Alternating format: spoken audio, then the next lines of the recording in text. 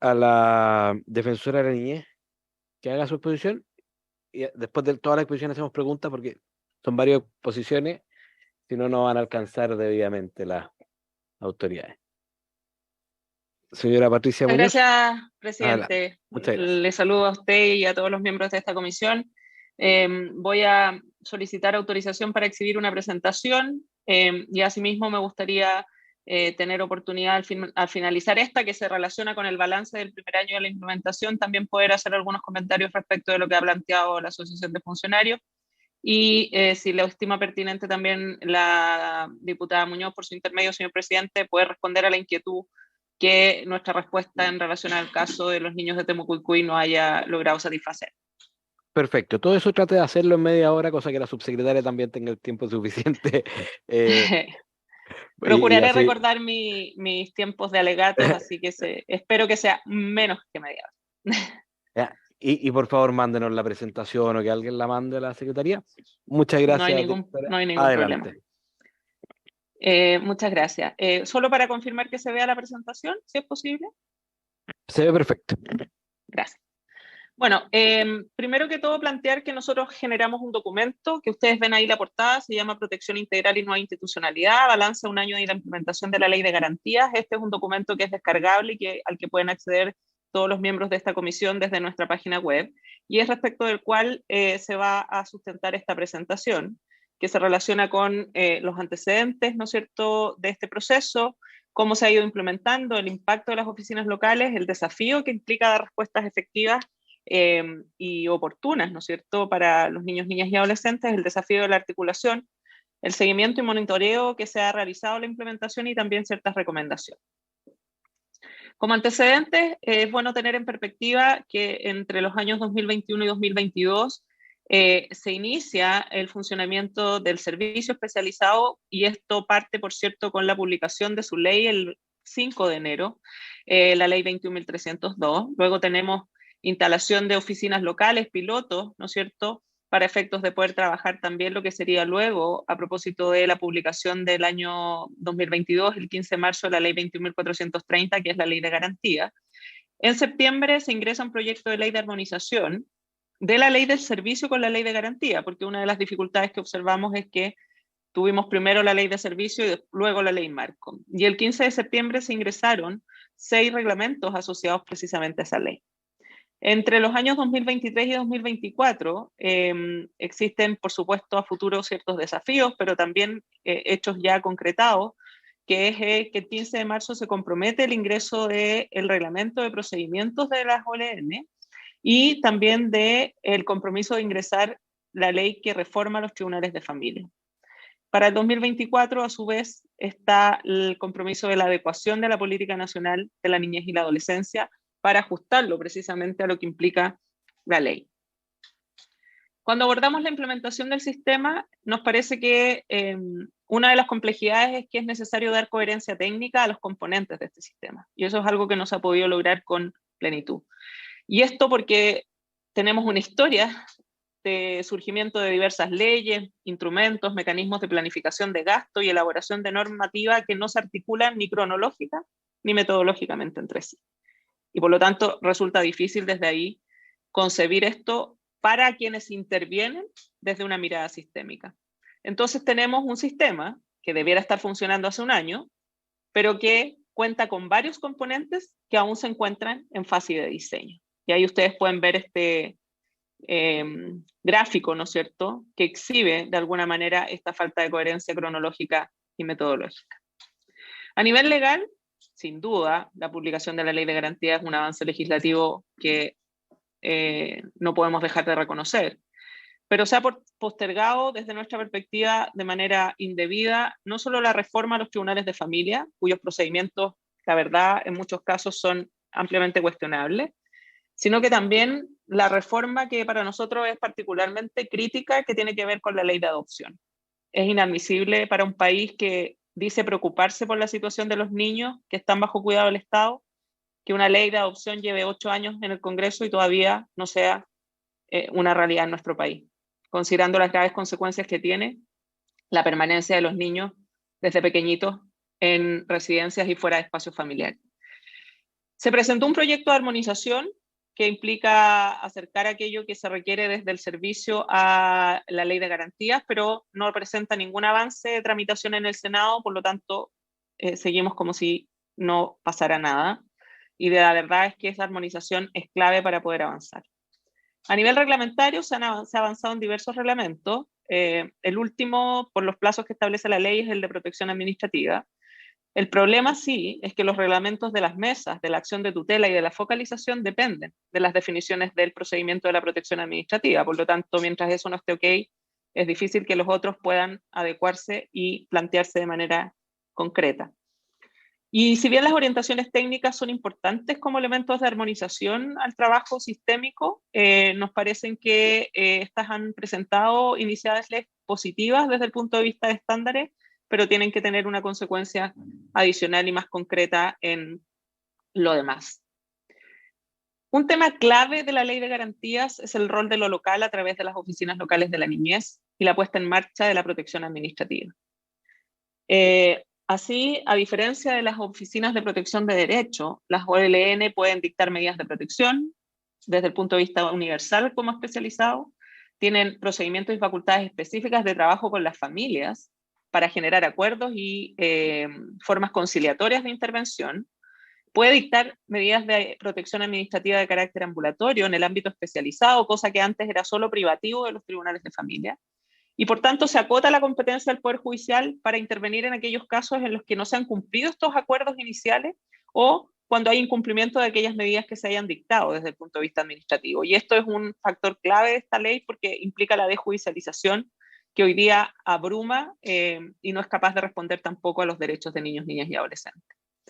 Pero ¿qué factores críticos nosotros observamos en relación a las oficinas locales? Primero, que no hay certeza de que el marco presupuestario acordado permita a las oficinas locales funcionar efectivamente en el plazo que ha sido entregado como en el diseño final de 5 años. Porque el diseño final de las oficinas locales de la niñez dependen del reglamento de protección administrativa que aún no se promulga. Y los diseños presupuestarios iniciales fueron planteados en base a un modelo diferente.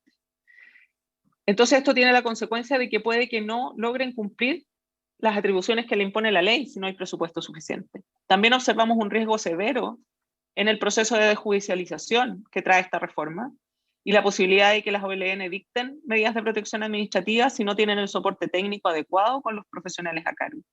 Y por supuesto que los profesionales o personas y equipos no cuenten ni con las condiciones ni con las capacidades de enfrentar el desafío de la implementación de estas oficinas.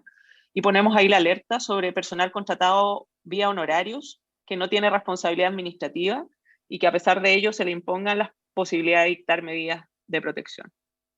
Acá hay unos gráficos que representan la inquietud que nosotros hemos representado al Poder Ejecutivo. Quiero hacer presente que este informe yo ya se lo he entregado tanto al Presidente de la República como al Ministro de Desarrollo Social y Familia, y también aprovecho esta instancia, señor Presidente, por su intermedio, de agradecer a la diputada Olivera, quien, conociendo este informe, ha hecho la solicitud de nuestra presentación, y eso nos permite, por supuesto, que ustedes como comisión conozcan también de este antecedente que me parece relevante desde la perspectiva de fiscalización que a la Cámara le asiste del quehacer del Poder Ejecutivo, ¿no?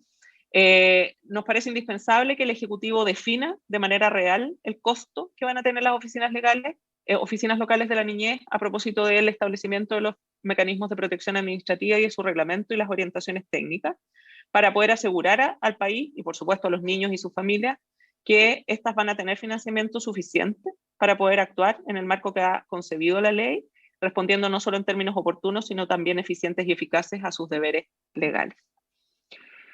La ley dispone de ámbitos de acción en términos de la protección de los derechos, también el acompañamiento, ¿no es cierto?, desde el paradigma de la protección integral. Y en este sentido impone 119 obligaciones al Estado, en diferentes niveles y especificaciones, pero que tienen que ser cumplidas eficazmente por los distintos órganos de la administración del Estado. Y acá recalco y adelanto algo que iba a comentar a propósito de la exposición anterior. Si se pretende que el Servicio de Protección Especializada se transforme en el Ministerio de Salud y en el Ministerio de Educación, estamos en un profundo error, y es mantener lo que hasta la fecha ha sido un sistema incapaz de responder a lo que los niños, niñas y adolescentes necesitan. Y por lo tanto, acá es deber de todos los ministerios, entender que tienen responsabilidades claras y concretas en relación a los derechos de niños, niñas y adolescentes desde la perspectiva de la protección integral. Y que por lo tanto el trabajo tiene que hacerse desde una lógica sistémica y no desde la individualidad que cada uno de ellos entiende, bien o mal, sobre su rol en relación a los derechos de niños, niñas y adolescentes. Y por lo tanto resulta esencial la planificación de las políticas públicas de manera articulada, las normas de priorización de gasto y la consolidación de la articulación de los distintos sistemas que esta ley plantea. En relación a lo primero, la planificación de las políticas públicas, es relevante plantear a esta comisión que no debemos olvidar que se creó o se dispone la creación de una política y plan de acción de la niñez como un instrumento de planificación de política pública a 10 años. Pero no tenemos claridad de cómo se va a desarrollar este proceso, quedando menos de un año de plazo, considerando que su readecuación está planteada para marzo del 2024. La política que existe actualmente es del año 2015 y el plan es del año 2018. Lo primero que se debe adaptar es la política, ¿no es cierto? Pero eso implicaría una readecuación solo a 2 años. Y la pregunta que nos hacemos, ¿es factible hacer esto realmente o necesitamos comenzar una nueva formulación? Y esta es una definición que el Poder Ejecutivo tiene que tomar con celeridad. Y por supuesto que en esta línea hay un riesgo de dispersión de instrumentos de planificación de política pública, considerando el Acuerdo Nacional por la Infancia, las políticas de reinserción social juvenil, aquello que se relaciona con los planes de protección especializada y del servicio, los planes sectoriales, el Plan Nacional de Derechos Humanos, y por lo tanto es importante que desde el Ejecutivo esta integración sea lo suficiente para poder dar coherencia estratégica a la intervención. En relación al segundo punto, que son las normas de priorización de gasto, no nos olvidemos que el artículo 16 de la Ley de Garantías plantea la obligación de los órganos del Estado de dar prioridad a los niños, niñas y adolescentes en la formulación presupuestaria. Y por lo tanto, acá es importante, y yo desde ya agradecería a la Cámara de Diputados y Diputadas que fiscalicen que efectivamente los órganos de la Administración del Estado están priorizando a los niños, niñas y adolescentes en su presupuesto. Porque eso hay que verificarlo. No basta solo con declararlo, más allá de la imposición de la ley de en cuentas públicas establecer cómo se ha gastado. Y en esto quiero reconocer a la Subsecretaría de la Niñez el esfuerzo que ha realizado en la medición del gasto a la inversión de la niñez y la adolescencia, y también dar cuenta de que nosotros como institución hemos recomendado fortalecer y crear un sistema concordado por varios actores que sea capaz de medir en diferentes niveles y dimensiones el gasto público en niñez y adolescencia, generando por supuesto también un sistema que permita su difusión, participación de actores y transparencia, incluyendo al Poder Legislativo, los niños, niñas y adolescentes y la sociedad civil. En el tercer punto, sobre la articulación de los sistemas públicos clave, nos parece imprescindible resaltar que la ley establece la extensión del Chile Crece Contigo, pero esto depende muchísimo de cómo se resuelvan ciertos aspectos del diseño de las oficinas locales que aún no están concretados y de la hoja de ruta sobre brechas y necesidades de la infancia y la adolescencia. Este proceso de diseño de esta extensión que está comprometido para este 2023 es clave. Y también se necesita del diseño y la instalación en línea, ¿no es cierto?, con el plan de acción, de cómo concretamente las 119 obligaciones que contempla la ley para el Estado se van a cumplir por cada uno de los actores que intervienen y van a implicar medidas efectivas con perspectiva de ciclo vital, adaptativas y flexibles a situaciones de crisis que consideren pisos de protección social que son elementales, como por ejemplo lo que tiene que ver con el apoyo a las familias para terminar con la pobreza y situaciones de esa naturaleza que hasta la fecha no se conocen en detalle. El sistema es evidente que hoy día se enfrenta a una incapacidad de respuesta. O sea, acá yo quiero ser categórica. El Estado no está respondiendo a los niños, niñas y adolescentes en una situación de protección especializada. Quiero dejar de manifiesto que esto lo demuestran las listas de espera significativas que siguen existiendo en atención. Y esto no solo lo representamos nosotros formalmente ante las autoridades, sino que además presentamos una acción judicial, señor presidente, ante una corte de apelaciones de este país, que ganamos y que hasta la fecha no ha implicado una respuesta clara y contundente de cuándo todos esos niños que están en lista de espera van a ingresar a los programas respecto de los cuales se ha resuelto por los tribunales su intervención. Esta situación creo que revela que la intervención requiere de un abordaje distinto, que sea capaz de generar acciones que no solo tienen que ver con resolver las listas de espera, sino que también con resolver las alertas que Chile Crece Contigo aborda en protección universal para evitar que tengamos que demandar de protección especializada, Y todas estas falencias dan cuenta de un problema que no solo tiene que ver con brechas programáticas, sino que también con la articulación y la falta de gestión pública, que me parece es algo bien manifiesto y evidente en este contexto. Entonces, es necesario dar coherencia a todos los subsistemas, como Red Calle Niños, Responsabilidad Penal Adolescente, Sistema Lazos, que yo insisto, es ahí donde está la clave, y ese es un sistema que debiera estar en todas las comunas del país, algo que solicité formal y personalmente a la ministra del Interior, Carolina Toá, porque creo que es la alternativa que tenemos para generar mecanismos de prevención efectivos que además están evaluados y medidos metodológicamente. El desafío de la articulación. He aquí probablemente una de las grandes complejidades que enfrenta este sistema, ¿no? Porque no basta con que esté en la ley planteada la coordinación intersectorial, porque nosotros hemos visto, y este balance quiero hacer presente, señor presidente, que se sustenta en una observación que hemos realizado no solo a documentos, sino que también en la realidad cotidiana que las distintas sedes regionales de nuestra institución han hecho en las instancias en las que participan. Y queda claro que, por ejemplo, en las comisiones coordinadoras de protección que establece la ley, asociadas a protección especializada, carecen de un encuadre general, que es la que debe otorgar la protección integral. Tampoco existe claridad en la conformación de las mesas de articulación interinstitucional del sistema, que en su conjunto son un aspecto clave para que este funcione. Y por eso es que nos preocupa que el proyecto de ley de armonización solo se haya ingresado, pero no tenga ninguna reglamentación o ninguna tramitación hasta la fecha. Y la articulación de las redes a nivel local es sustancial, y como constatamos en el reglamento de mesas, como también en las últimas orientaciones técnicas, hay innovaciones positivas que debemos propender a que se ejecuten debidamente, como la constitución de planes locales en cada oficina local para poder generar directrices claras en la gestión de las redes. En este sentido, solo me interesa hacer un énfasis. Hemos constatado en comisiones coordinadoras de protección y también en mesas de articulación que de manera realmente inaudita no participa ni salud ni educación. Y eso revela que no se entiende desde el nivel central la obligatoriedad de bajar directrices al nivel regional y local, porque son un elemento clave del sistema y sin ellos no puede funcionar. Relevo esto para efectos del quehacer propio de la comisión.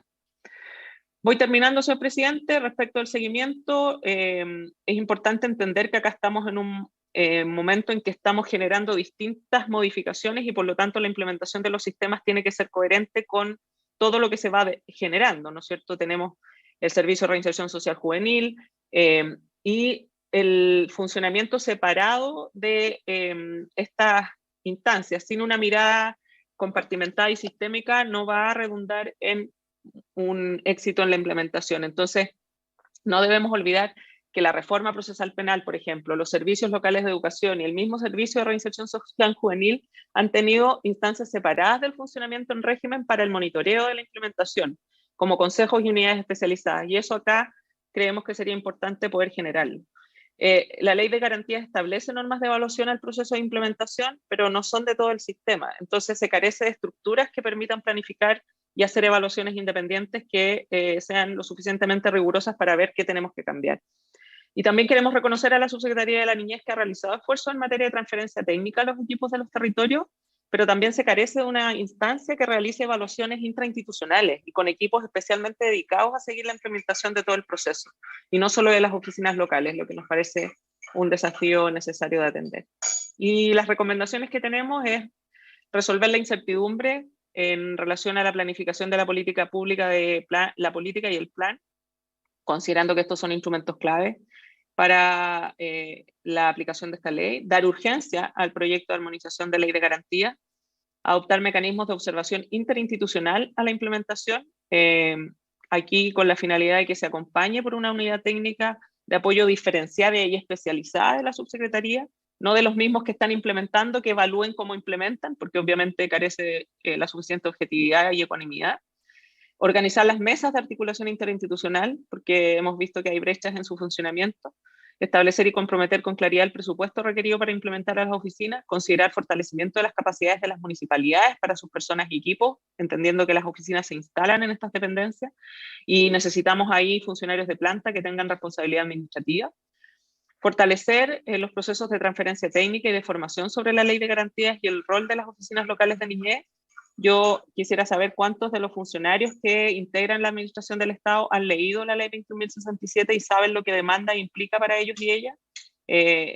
Temería ese resultado, señor presidente, porque creo que hay un desconocimiento bastante generalizado sobre ella, lo que resulta muy peligroso para su aplicación, y consolidar un sistema de seguimiento al gasto de la niñez y adolescencia de diferente nivel y alcance con una estructura de consideración del enfoque de derecho. Y aquí, señor presidente, dejamos a disposición en la presentación el código QR y también el link desde donde pueden descargar no solo este informe, sino que también otros videos y materiales que hemos preparado a propósito de lo que hemos hecho en un proyecto institucional que se llama Protección Integral y Nueva Institucional de la Niñez y Adolescencia, que tiene por finalidad seguir y establecer cómo está avanzando la aplicación de esta ley. Eso es en cuanto a lo de la ley de garantías, señor presidente, y respecto de lo que se comentaba por el dirigente de la Asociación de Funcionarios, no sé si primero se da la palabra a la subsecretaria o quedo a disposición de lo que usted establezca. Tres cosas, o sea, dos en realidad. El QR solo nos redirige a su página, así que le pido que nos envíe la presentación a la secretaría, y prefiero que responda ahora y luego que ponga con tranquilidad a la subsecretaria, y después si tenemos más preguntas vamos pimponeando. Así que continúe nomás, defensora. Ojalá en 7 minutos. Sí, menos. Muchas gracias, señor presidente. Gracias. Solo me gustaría relevar que creo que hay varios puntos de lo que aborda el dirigente que me parecen muy relevantes, pero creo también que es importante cuando uno es dirigente gremial, obviamente uno representa a sus compañeros y compañeras, pero creo que este servicio es particularmente crítico y por ello también es importante un espacio que implique ciertas autocríticas. Nosotros hemos constatado cómo ciertas dinámicas de maltrato se mantienen por parte de funcionarios al interior del servicio. Eso nos parece particularmente grave y no es algo que aparezca en lo que se declara, ni tampoco algo que se reconozca como una realidad. Y yo valoro muchísimo que el dirigente plantee que ellos tienen en el foco los derechos de los niños. Y siendo así, creo que este es un elemento fundamental de trabajo de la dirigencia para efectos de poder modificar esas estructuras de maltrato que desafortunadamente se trasladaron desde Sename al Servicio Mejor Niñez. Uno de los aspectos más cuestionados por el Comité de los Derechos del Niño es la cantidad amplísima de funcionarios traspasados de un servicio a otro. Es muy difícil cambiar una cultura cuando la cultura se traslada de un lugar a otro. Por lo tanto, creo que ahí hay un foco que los funcionarios y funcionarias tienen que entender y que se asocia particularmente a los perfiles técnicos que demanda un servicio especializado. Yo creo que acá hay un poco reconocimiento de la falta y carencia de especialización real que se tiene o se sigue teniendo en muchos espacios de intervención directa y en el trato con niños, niñas y adolescentes. Y en ese sentido creo que la resistencia al cambio es un tema que debieran abordar quienes trabajan en este servicio para poder propender precisamente a que aquello que declaran y que yo valoro muchísimo como su objetivo central, que es poner a los niños en el centro, sea una realidad.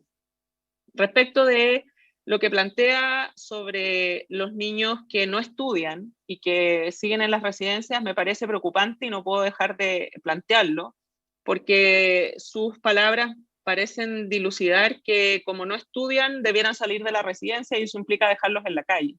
Y me interesa hacer un énfasis. Es deber del Estado, que los tiene bajo su protección, y de los funcionarios que están interviniendo en esos casos, asegurar que esos niños estudien.